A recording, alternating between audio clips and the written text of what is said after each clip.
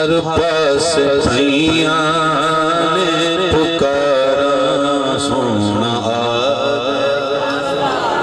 ہر پاس بھائیاں نے پکارا سونا آ گیا ہر پاس بھائیاں نے پکارا سونا آ گیا وہ دنیا تے آئیاں نے بہارا سونا آ گیا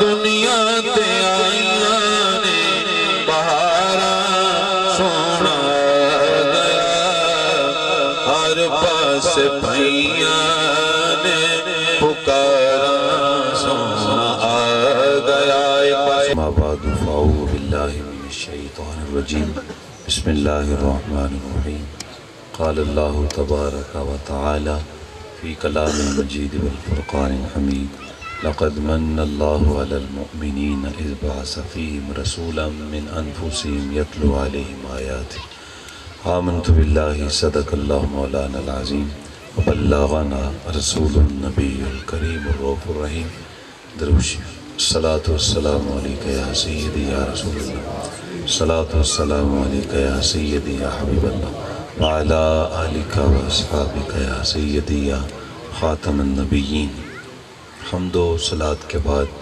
انتہائی واجب الاحترام معزز و محترم عالی مرتبہ ذی وقار علماء کرام برادران اسلام السلام علیکم ورحمۃ اللہ وبرکاتہ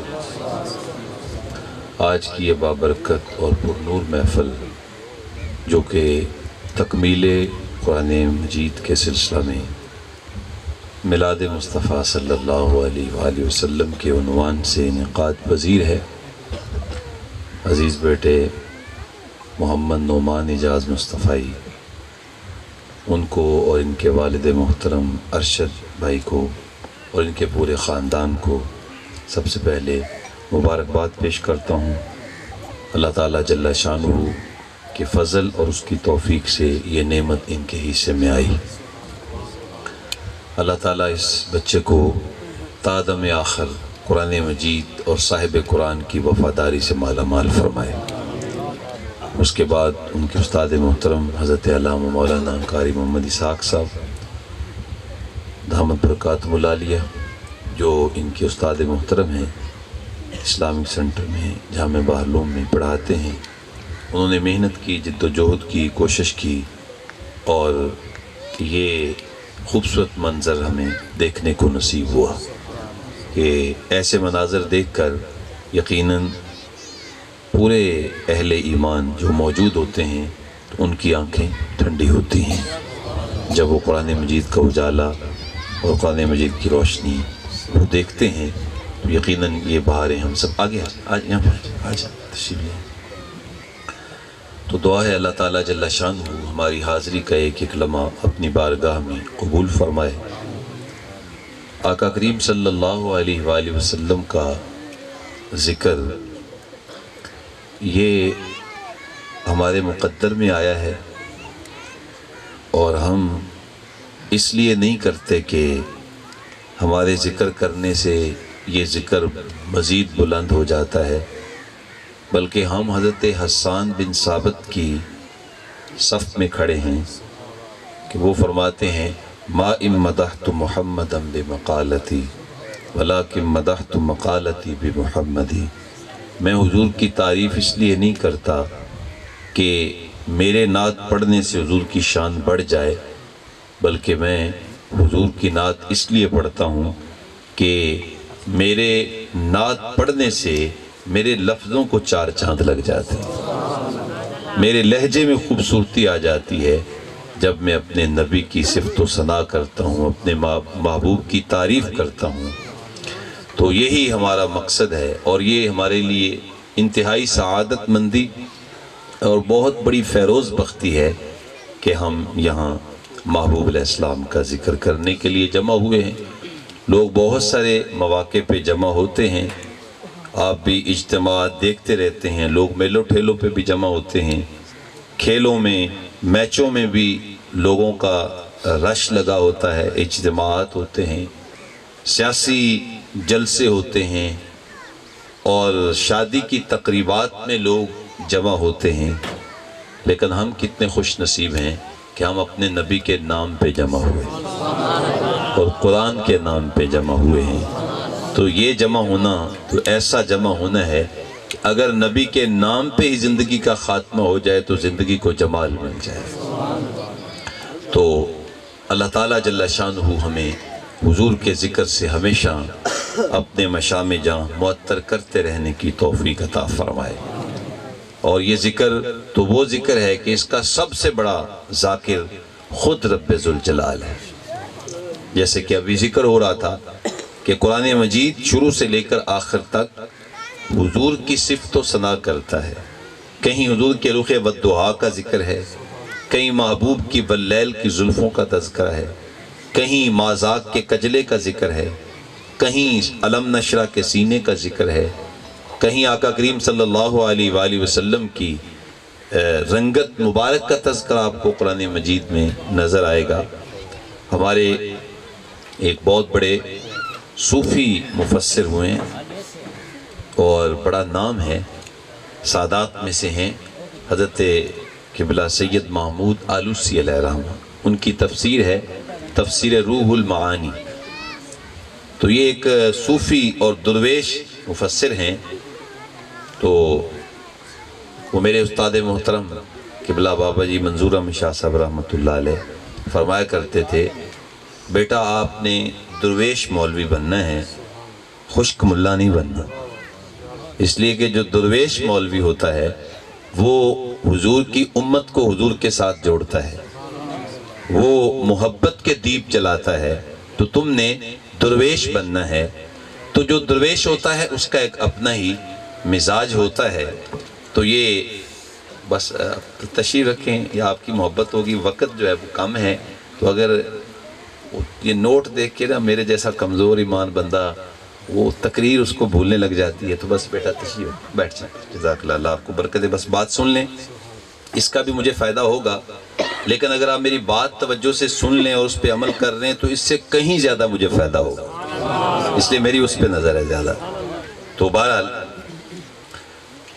وہ حضرت سید محمود آلوسی یہ درویش اور صوفی مفسر ہیں، فرماتے ہیں کہ شروع سے لے کر آخر تک قرآن حضور کی صفت و ثنا بیان کرتا، اور ہمارے بزرگوں کا یہ شیوہ ہے، ہمارے اسلاف کا یہ انداز ہے کہ وہ قرآن کی تفسیر لکھتے ہیں اور امت کو قرآن سمجھاتے ہیں، اور ساتھ ساتھ صاحب قرآن کی محبت بھی ان کے سینے میں انڈھیلتے ہیں، صاحب قرآن کا پیار بھی امت کو قرآن کے ضمن میں ہی دیتے ہیں۔ یہ ہمارے بزرگوں کا ورثہ ہے، یہ ان کا طریقہ کار ہے۔ تو یہ فرماتے ہیں کہ قرآن مجید کی 113 سورتوں کے شروع میں بسم اللہ لکھی ہوئی ہے، اور ایک سورت ایسی ہے کہ جس کے شروع میں بسم اللہ نہیں ہے۔ کل 114 سورتیں ہیں، تو 113 سورتوں کے شروع میں بسم اللہ ہے اور ایک سورت کے شروع میں نہیں ہے۔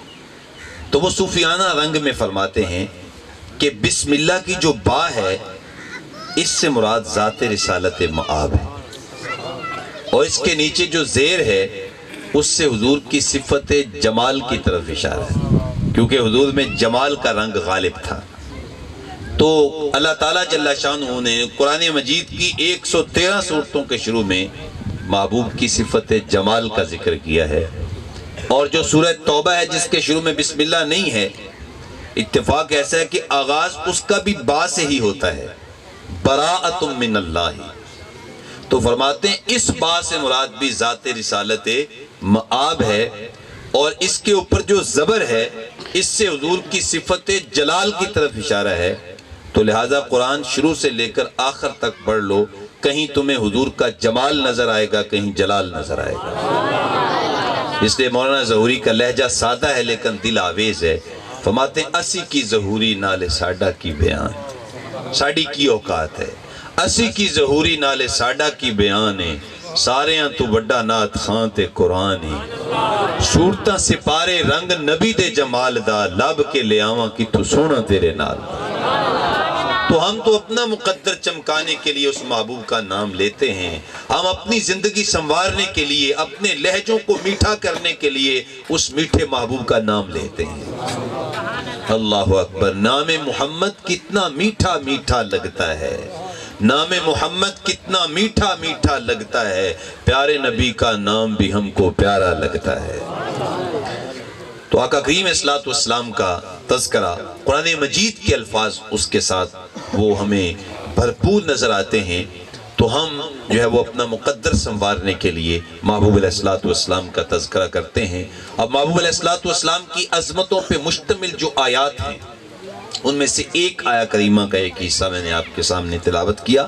اللہ تعالیٰ جل شانہ نے ارشاد فرمایا لَقَدْ مَنَّ اللَّهُ عَلَى الْمُؤْمِنِينَ إِذْ بَعَثَ فِيهِمْ رَسُولًا، اللہ نے اہل ایمان پر بہت بڑا احسان کیا، انہیں اپنا محبوب محمد عطا فرما دیا۔ من انفسہم، اور محبوب کو پیدا بھی انسانوں میں سے کیا۔ اگر اللہ چاہتا تو محبوب کو فرشتوں سے بنا دیتا، تو کہا تم پہ احسان کیا، محبوب دیا، دوسرا احسان یہ کیا کہ محبوب کو پیدا بھی انسانوں میں سے کیا، احسان جتلایا۔ میرے امام بولے رب اعلیٰ کی نعمت پہ اعلیٰ درود، ایک یہ فرمایا، اور دوسرے فرماتے ہیں کہ رب اعلیٰ کی نعمت پہ اعلیٰ درود، رب تعالیٰ کی منت پہ لاکھوں سلام۔ کہتے ہیں ہم محبوب پہ بھی لاکھوں سلام کہتے ہیں اور رب کے احسان جتلانے پہ بھی لاکھوں سلام کہتے ہیں۔ احسان تو بنتا ہے کہ محبوب دیا جائے تو پھر احسان جتلانا یہ حق ہے کہ محبوب کی آمد پہ احسان جتلایا جائے۔ تو فرمایا محبوب دیا، اور دوسرا احسان یہ کیا کہ محبوب کو پیدا بھی من انفسہم، انسانوں میں سے کیا۔ ایک قرات اس کی یہ ہے، ہمارے حافظ صاحب نے ابھی یہ ایک قرات یاد کی ہے، لیکن اس کی ایک دوسری قرات بھی ہے، اور وہ ہے من انفاسہم، من انفاسہم۔ یہ قرآن مجید کے الفاظ کی کئی قراتیں بھی ہوتی ہیں، بس اوقات قرآن حضرات آپ دیکھتے ہیں بس اوقات تلاوت کر رہے ہوتے ہیں اور کئی قراتوں میں پڑھ رہے ہوتے ہیں۔ تو ایک قرات ہے اس کی من انفاسہم۔ اب ترجمہ بدل جائے گا، اور ترجمہ یہ ہو جائے گا کہ محبوب علیہ الصلوۃ والسلام ہیں انسانوں میں سے، لیکن کسی کے دل میں یہ خیال نہیں آنا چاہیے کہ انسانوں جیسے ہیں۔ من انفاسہم ہیں انسانوں میں سے، لیکن انسانوں میں نفیس ترین، عمدہ ترین ہیں۔ کتنے نفیس ہیں، کتنے پاکیزہ ہیں کہ محبوب کے جسم پہ مکھی بھی نہیں بیٹھتی۔ کتنے پاکیزہ ہیں، ہم تھوکتے ہیں تو جراثیم پیدا ہوتے ہیں، ڈاکٹر کہتے ہیں کہ جناب تھوکنا منع ہے، یہاں بیماریاں پھیلتی ہیں۔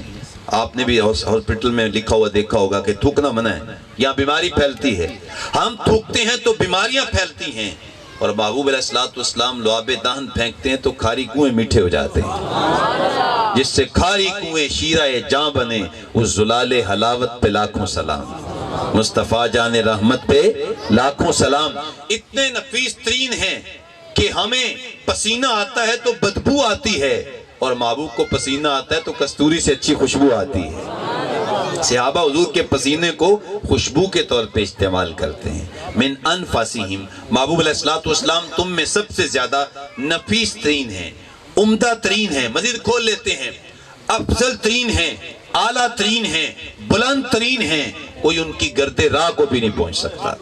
میرے امام نے اسی چیز کا ترجمہ کیا، وہ فرماتے ہیں سب سے اولا و اعلیٰ ہمارا نبی، سب سے بالا و والا ہمارا نبی، اپنے مولا کا پیارا ہمارا نبی، دونوں عالم کا دولہ ہمارا نبی، ملک کونین میں انبیاء تاجدار، تاجداروں کا آقا ہمارا نبی، خلق سے اولیاء، اولیاء سے رسول، اور رسولوں سے اعلیٰ ہمارا نبی، سارے اچھوں میں اچھا سمجھیے جسے، ہے اس اچھے سے اچھا ہمارا نبی، سارے اونچوں میں اونچا سمجھیے جسے، ہے اس اونچے سے اونچا ہمارا نبی، غمزدوں کو رضا مجدہ دیجئے کہ ہے بے کسوں کا سہارا ہمارا نبی۔ فرمایا من انفاسہم، محبوب علیہ الصلوۃ والسلام ہیں انسانوں میں سے، لیکن کوئی انسان ان کی گرد راہ کو نہیں پہنچ سکتا، اس لیے کہ انسانوں میں سے وہ بلند ترین ہیں، افضل ترین ہیں، اعلیٰ ترین ہیں۔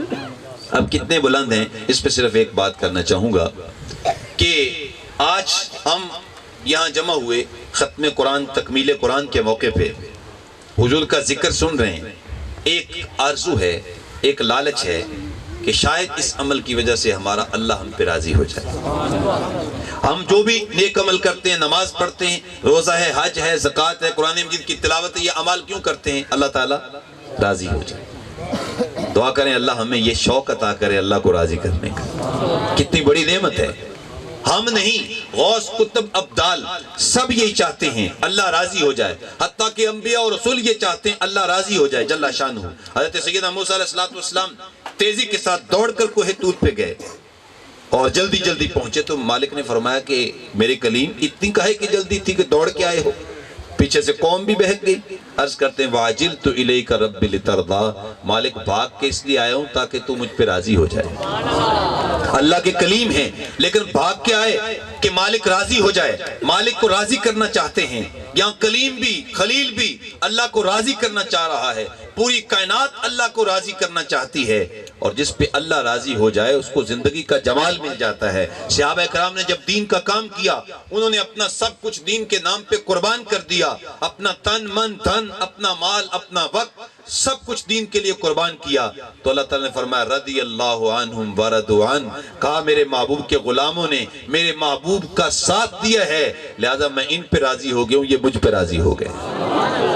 رضا کا تاج دے دیا. کتنا بڑا یہ منصب ہے کہ قرآن مجید میں آ گیا کہ اللہ ان پہ راضی ہو گیا ہے.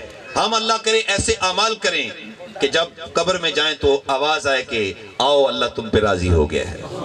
لیکن یاد رکھو، آپ کے ذوق کے لیے کہنا چاہوں گا، میں چاہتا ہوں اللہ راضی ہو جائے، آپ چاہتے ہیں اللہ راضی ہو جائے، غوث، قطب، ابدال چاہتے ہیں اللہ راضی ہو جائے، نبی، ولی، رسول چاہتے ہیں اللہ راضی ہو جائے، پوری کائنات چاہتی ہے اللہ راضی ہو جائے اور اللہ رب ہو کے چاہتا ہے میرا محبوب محمد مجھ پہ راضی ہو جائے. کیونکہ من انفسہم، محبوب علیہ السلام افضل ترین ہیں کہ خود خدا ان کو راضی کرنا چاہتا ہے. اس پہ ایک مثال سادہ سی آپ کو دینا چاہوں گا. آقا کریم صلی اللہ علیہ وسلم جب مکہ المکرمہ سے ہجرت کر کے مدینہ آئے تو 16 یا 17 ماہ حضور مسجد حرام کی بجائے مسجد اقصی کی طرف رخ کر کے نماز پڑھتے رہے. اور ہمیں مسجد اقصی سے اس لیے بھی پیار ہے کہ یہ ہمارے آقا کا قبلہ اول ہے. صحابہ کرام پہلے مسجد اقصی کی طرف رخ کر کے نماز پڑھتے رہے. ہمیں اس لیے بھی پیار ہے کہ ایک وقت ایسا بھی آیا کہ تمام انبیاء اور رسول صفیں بنا کر مقتدی بن کر پیچھے کھڑے تھے اور تیرا اور میرا نبی امام بن کے آگے کھڑا تھا. تو یہی مسجد اقصی تھی. دعا کریں اللہ یہودیوں کے نرغے سے اس کو نجات عطا فرمائے. تو مسجد اقصی کی طرف رخ کر کے نماز پڑھتے رہے. ایک دن محلہ بنی سالم کی مسجد میں نماز پڑھا رہے تھے. ظہر کی نماز کا وقت تھا. 2 رکعتیں ہو چکی ہیں، 2 باقی ہیں. قلب مبارک میں خیال آیا اگر میرا قبلہ مسجد اقصی کی بجائے مسجد حرام ہو جائے تو کیا کہنا. اس چیز کے پیش نظر ابھی لب نہیں کھولے بلکہ اپنا چہرہ انور آسمان کی جانب اٹھایا. اللہ کو محبوب کی ادا اتنی پسند آئی قرآن ہی بنا دیا. میں قد نرا تقلب وجہک فی السماء، محبوب تم جو بار بار آسمان کی جانب رخ انور اٹھا کے دیکھ رہے ہو صرف تم ہی نہیں دیکھ رہے، ہماری نگاہ قدرت بھی تیرے چہرے پہ لگی ہوئی. یار نمازیں تو ہم بھی پڑھتے ہیں، خیالات سے بھری ہوئی نمازیں. بعد میں شرمندہ ہوتے ہیں کہ یار میں نمازی ہوں. اتنے خیالات، اتنی عجیب و غریب کیفیات نماز میں. اور جب محبوب نماز میں کھڑے ہوتے ہیں اللہ فرماتا ہے الذی یراک حین تقوم، محبوب جب تو کھڑا ہو کے قیام کر رہا ہوتا ہے نا تو میں تجھے ہی دیکھ رہا ہوتا ہوں. میرا محبوب کیسے نماز پڑھتا ہے، کیسے میری بارگاہ میں سجدہ کرتا ہے. یہ کیسی نماز ہے کہ اللہ جل شانہ کی نگاہ قدرت اس پہ لگی ہوئی ہے. اس لیے میں کہتا ہوں ہماری ساری زندگی کی نمازیں ایک طرف اور مصطفیٰ کریم کا ایک سجدہ ایک طرف، اس کا مقابلہ نہیں ہے. تو چہرہ انور آسمان کی جانب اٹھا کے دیکھا تو فرمایا محبوب کیا پروگرام ہے، قبلہ بدلنا چاہتے ہو؟ عرض کی ہاں مالک قبلہ بدلنا چاہتا ہوں. فرمایا پھر دیر کیوں کرتے ہو، ابھی بدل لو، دوران نماز ہی بدل لو. اللہ اکبر. میں مسجد کا چھوٹا سا خادم ہوں. علامہ صاحب باقی ہم اللہ کی کرم نوازی ہے کہ اس نے ہم نے اپنے گھروں کا نوکر رکھا ہوا ہے تو یہ ہماری سعادت ہے. تو ہم نے اگر نماز کا وقت بدلنا ہو تو ایک دن پہلے بتاتے ہیں کہ جناب کل عشاء کی نماز 7:45 بجے ہوگی. اگر نہ بتائیں اور بتائے بغیر وقت بدل دیں خود ہی تو ہر مسجد میں 2-4 حاجی صاحبان ہوتے ہیں. وہ جناب اگلے دن گریبان کو آتے ہیں، جناب ہم تو پہلے ٹائم کے حساب سے آئے تھے اور آپ نے ٹائم تبدیل کر دیا، ہمیں بتایا ہی نہیں. غصے ہوتے ہیں، ناراض ہوتے ہیں، ہمیں تو بتاتے. آپ کی توجہ چاہوں گا، آپ کے ذوق کے لیے یہ بات سنا رہا ہوں. ہم نے نماز کا وقت بدلنا ہو تو ایک دن پہلے بتانا پڑتا ہے یارو یہاں تو قبلہ بدلنا، اور قبلہ بدلنا بھی دوران نماز تھا۔ تو کہا محبوب کیا پروگرام ہے، قبلہ بدلنا چاہتے ہو؟ عرض کی ہاں مالک قبلہ بدلنا چاہتا ہوں۔ فرمایا پھر دیر کیوں کرتے ہو، ابھی بدل۔ اب میں اپنے حضرت کا وہ جملہ آپ کی سماعتوں کی نظر کرنا چاہتا ہوں اور آپ کے سینے میں ٹھنڈ پڑے گی۔ اللہ اکبر، محبوب ابھی بدل لو۔ عرض کی مالک تیری نماز تو پوری ہو لے، ابھی تو 2 رکعتیں ہوئی ہیں۔ فرمایا محبوب اب میری نماز بعد میں پوری ہوگی، پہلے تیری مرضی پوری ہو۔ می وریا کستوریاں دا جدو یار نچوڑیاں زلفاں، سائم قبلہ ہوتے بڑے ہیں جدے یار نے موڑیاں زلفاں۔ لوگ کہتے ہیں نبی کے چاہنے سے کیا ہوتا ہے، ہم کہتے ہیں نبی کے چاہنے سے اللہ قبلے بدل دیتا ہے۔ اللہ اکبر، خدا کی رضا چاہتے ہیں دو عالم، خدا چاہتا ہے رضائے محمد۔ تو فرمایا من انفاسہم، محبوب علیہ السلام تم میں سے نفیس ترین ہیں، افضل ترین ہیں، اعلیٰ ترین ہیں، کوئی ان کی گرد راہ کو بھی نہیں پہنچ سکتا، اس لیے کہ ان کی گرد راہ بھی تو کوئی عام نہیں ہے۔ مولانا ظہوری کتنا خوبصورت کہا، فرماتے ہیں کہ ذرہ قدموں کا تیرے، محبوب کے قدم نہیں، قدموں کو لگنے والا ذرہ، ذرہ قدموں کا تیرے، ذوق کے ساتھ سنیں گے تو پھر ذوق آئے گا، سنیے گا، ذرہ قدموں کا تیرے چاند ستارے جیسا، ذرہ قدموں کا تیرے چاند ستارے جیسا، سونیا کوئی آیا نہ زمانے میں تمہارے جیسا، اور گود میں لے کے حلیمہ نے کہا کوئی نہیں سیدہ آمنہ کے راج دلارے جیسا، سونیا کوئی آیا نہ زمانے میں تمہارے جیسا۔ من انفاسہم، محبوب علیہ السلام اتنے عظیم ترین ہیں، افضل ترین ہیں، کوئی ان کے قدموں کی خاک کو بھی نہیں پہنچ سکتا۔ یہ مقام ہے محبوب علیہ السلام کا۔ اب محبوب علیہ السلام کی آمد کا مقصد کیا ہے، محبوب کیوں تشریف لائے؟ تو آمد کا پہلا مقصد فرمایا یتلو علیہم آیاتہ، محبوب کی آمد کا پہلا مقصد یہ ہے کہ محبوب قرآن کی آیات کی تلاوت کرنے کے لیے آئے، قرآن پڑھنے کے لیے آئے۔ آقا کریم صلی اللہ علیہ وسلم جب قرآن پڑھتے تھے، لب حضور کے ہیں، کلام اللہ کا ہے، جب لوگ قرآن سنتے تو بے ساختہ ان کے لبوں پہ کلمہ جاری ہو جاتا، اگر انسان ہیں تو انسانوں کے لبوں پہ کلمہ جاری ہو جاتا، اگر کوئی جنات آ جاتے ہیں اور حضور کے لبوں سے قرآن سنتے ہیں تو جنات کے لبوں پہ بھی کلمہ جاری ہو جاتا ہے۔ سورۃ الاحقاف پڑھ کے دیکھیں، وَإِذْ صَرَفْنَا إِلَيْكَ نَفَرًا مِنَ الْجِنِّ يَسْتَمِعُونَ الْقُرْآنَ، آقا کریم وادی نخلا میں نماز پڑھا رہے ہیں اور میرے آقا کا لہجہ قرآن کی تلاوت، اور ان قرآن الفجر کان مشہودا، فجر کے وقت جو قرآن کی تلاوت کی جاتی ہے نا مسجد میں، اس سے تو اللہ کے فرشتے بھی سننے کے لیے آتے ہیں۔ ان قرآن الفجر کان مشہودا، کہ فجر کے وقت کی تلاوت میں فرشتے بھی آتے ہیں، اور جب محبوب نے تلاوت کی تو جنات بھی آ گیا، اور کہا یستمعون القرآن، غور سے سننے لگے۔ توجہ، ایک ہوتا ہے سماع، سماع کا مطلب ہوتا ہے سننا، بس کوئی آدمی بس اوقات جلسے میں آتا ہے، اس کا ذہن کہیں اور ہوتا ہے لیکن وہ کان سن رہا ہوتا ہے کہ کوئی مولانا صاحب خطاب کر رہے ہیں، یہ ہوتا ہے سننا۔ ایک ہوتا ہے استماع، غور کے ساتھ سننا، بھئی جب تک غور سے نہیں سنیں گے اس وقت تک کوئی چیز بھی فائدہ نہیں دے گی، تو اللہ کا کلام کیسے فائدہ دے سکتا ہے؟ تو یستمعون القرآن، جنات غور سے قرآن سننے لگے، توجہ کے ساتھ قرآن سننے لگے۔ جیسے قرآن سنا نا، آقا کریم کی تلاوت مکمل ہوئی تو جنات کے لبوں پہ بے ساختہ کلمہ جاری ہو گیا، کلمہ پڑھ لیا، اور صرف کلمہ ہی نہیں پڑھا، قرآن کے مبلغ بن کر جنات کی بستی میں چلے گئے، وہاں جا کے کہنے لگے بھائی جنوں بھائیو بات سنو، اگر زندگی کا جمال چاہتے ہو نا تو محمد کے نوکر بن جاؤ۔ قرآن سن کے جنات کے لبوں پہ کلمہ جاری ہو گیا۔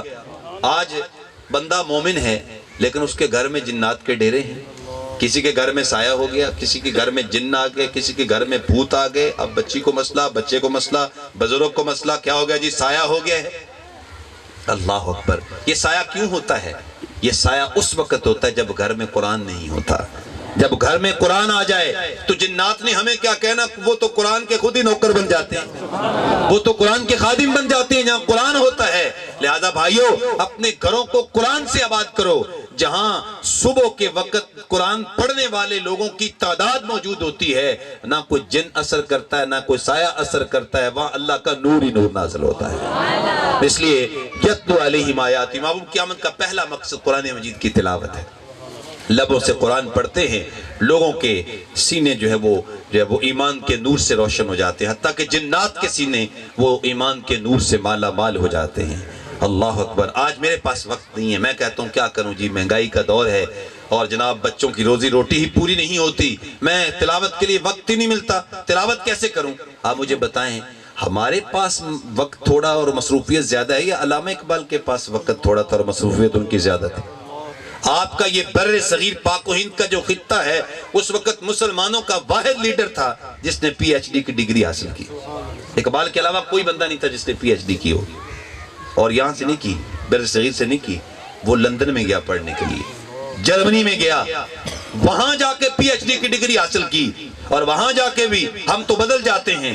اقبال کہتا ہے کہ گرچہ تھی وہ کھیرا نہ کر سکا مجھے جلوہ دانش فرنگ، سلمہ ہے میری آنکھ کا خاک مدینہ و نجف۔ کہتے ہیں میں نے تعلیم انگریز سے سیکھی ہے، لیکن انگریز کی عقل نے مجھے متاثر نہیں کیا، مجھے متاثر کیا ہے تو یا تو حضور کے شہر نور مدینہ کی مٹی نے متاثر کیا ہے یا مولا علی کے شہر نجف کی مٹی نے متاثر کیا ہے، اس لیے کہ مجھے جو محبت سکھائی گئی ہے وہ مدینے کی مٹی کی سکھائی گئی ہے۔ اور کہتے ہیں زمستانی ہوا میں گرچہ تھی شمشیر کی تیزی، نہ چھوٹے مجھ سے لندن میں بھی آداب سحر خیزی۔ وہاں ہوا تو ٹھنڈی تھی لیکن سحری کے وقت اٹھ کے جو میں سجدے کرتا تھا نا یہاں بر صغیر میں، تو لندن میں بھی وہ سجدے مجھے ترک نہیں ہوئے، میں وہاں بھی ان سجدوں کو میں نے اختیار کیا، تو وہ متاثر نہیں ہوئے۔ اب ان کے خاتمے خاص ہیں علی بخش، وہ کہتے ہیں میں نے 35 سال اقبال کے ساتھ شب و روز گزارے، میں ان کے ساتھ رہا، لیڈر جس نے پاکستان کا تصور پیش کیا۔ کہتے ہیں 2 کاموں کا ناغہ مجھے یاد نہیں کہ 35 سال کے عرصے میں اقبال نے کوئی ناغہ کیا ہو۔ وہ 2 کام کون سے؟ ایک نماز فجر اور اس کے بعد قرآن مجید کی تلاوت۔ یہ کبھی نہیں ہوا کہ اقبال نے قرآن مجید کی تلاوت میں ناغہ کیا ہو۔ اتنا بڑا لیڈر، اتنی مصروف ترین زندگی، اور انہیں قرآن کی تلاوت انہیں پتا تھا، وہ جانتے تھے، خود کہا گر تمہیں خواہی مسلمان زیستن نیست ممکن جز بقرآن زیستن۔ میاں تو اگر مسلمان بن کے زندگی گزارنا چاہتا ہے نا تو قرآن کے بغیر ممکن نہیں ہے، یہ ہو ہی نہیں سکتا کہ تو کہ میں مسلمان ہوں اور قرآن کے بغیر مسلمان بن جائے۔ اگر تو کامل مومن بننا چاہتا ہے تو اس کا ایک ہی راستہ ہے، تیرے سینے میں عشق رسالت ہونی چاہیے، اور رسالت مآب صلی اللہ علیہ وسلم کی دولت ہونی چاہیے، اور لبوں پہ قرآن کا قصیدہ ہونا چاہیے۔ یہ 2 چیزیں لازمی ہیں۔ تو آقا کریم اسلام کی آمد کا پہلا مقصد یتلو علیہم آیاتہ، قرآن مجید کی آیات کی تلاوت، اور آج کا ہمارا جو پروگرام ہے وہ بھی قرآن مجید کے حوالے سے ہی ہے۔ تو آئیے میں بھی عہد کرتا ہوں، آپ بھی عہد کریں، جتنی مرضی مصروف ترین زندگی ہو، خوشی ہو غمی ہو، قرآن مجید کی تلاوت کا ناغہ مت کیجئے۔ کوشش کریں کہ کوئی تفسیر جیسے کنز الایمان ہے یا تبیان القرآن ہے، اچھی اچھی ہمارے بزرگوں کی تفاسیر ہیں، تو ان تفسیر کے مطالعہ کے ساتھ جہاں مرضی آپ رہتے ہیں، آپ ذمہ دار ہیں، آپ جانوروں کا کام کرتے ہیں، یار ایک بندہ ذمہ دار ہو اور بیٹھا ہو اور اونچی آواز سے قرآن پڑھا ہو تو مزہ ہی الگ ہوتا ہے۔ اور وہاں جناب کھیتی میں بندہ قرآن بلند آواز سے پڑھ رہا ہو تو وہاں تو پرندے بھی عشش کر اٹھتے ہیں کہ یہاں بھی قرآن کے قاری موجود ہیں۔ اس کے لیے ضروری نہیں ہے کہ بندہ حافظ ہو، عالم ہو، قاری ہو، بندہ مولوی ہو، یہ اس کی ڈیوٹی ہے، ایسا نہیں ہے، یہ ہم سب کی ڈیوٹی ہے قرآن پڑھنا، پھر ہمارے اندر تبدیلی بھی آئے گی۔ اللہ تعالیٰ جل شانہ اس قرآن مجید کی جو حفظ کی تقریب ہے، اس کی دولت کا صدقہ اللہ ہمیں سب کو قرآن مجید کی تلاوت سے مالا مال فرمائے۔ مجھے تھوڑا سا کہا گیا تھا تو آخر میں ہم ایک شعر نعت کا پڑھ لیتے ہیں، تو آپ بس بیٹھ کے ذوق لیں گے، ذوق کے ساتھ آپ ایک شعر سن لیں گے میلاد شریف کے حوالے سے۔ تو پنجابی تو جانتے ہیں نا، سمجھتے ہیں، بلکہ میں دیکھ رہا ہوں کہ کئی لوگ پنجابی کے لیے بےتاب ہیں کہ پنجابی میں بھی کوئی بات آئے، تو خیر ایک بار سبحان اللہ کہیں بیٹا، آواز اب دیکھ لیں۔ تو میلاد شریف پہ ایک شعر عرض کرتا ہوں، مولانا ظہوری میرے پسندیدہ شاعر ہیں، تو ان کا لہجہ آپ کی سماعتوں کی نظر کرنا چاہتا ہوں۔ فرماتے ہیں ہر پاس بھیاں نے پکارا سونا ہر پاس بھیاں نے پکارا سونا آ گیا، ہر پاس بھیاں نے پکارا سونا آ گیا، وہ دنیا تے آئیاں نے بہارا سونا آ گیا، دنیا تے آئیاں نے بہارا سونا آ گیا، پاس پھیاں نے پکارا سونا آ گیا ایک بار سبحان اللہ بھی کہیں آیا جدو سونا امتاں دا رکھوالا ہم لا وارث نہیں ہیں ہمارا وارث امام الانبیاء ہے آیا جدو سونا آیا جدو سونا آیا جدو سونا امتاں دا رکھوالا آمنا دے ویڑے داتے سمائی نرالا آمنا دے ویڑے داتے سمائی نرالا او نوری نوری پریندیاں بہارا سونا گیا نوری نوری پریندیاں بہارا سونا گیا پاس پھیاں نے پکارا سونا آ گیا اللہ تعالیٰ جل جلالہ میری ہم سب کی حاضری اپنی بارگاہ اقدس میں قبول فرمائے قرآن اور صاحب قرآن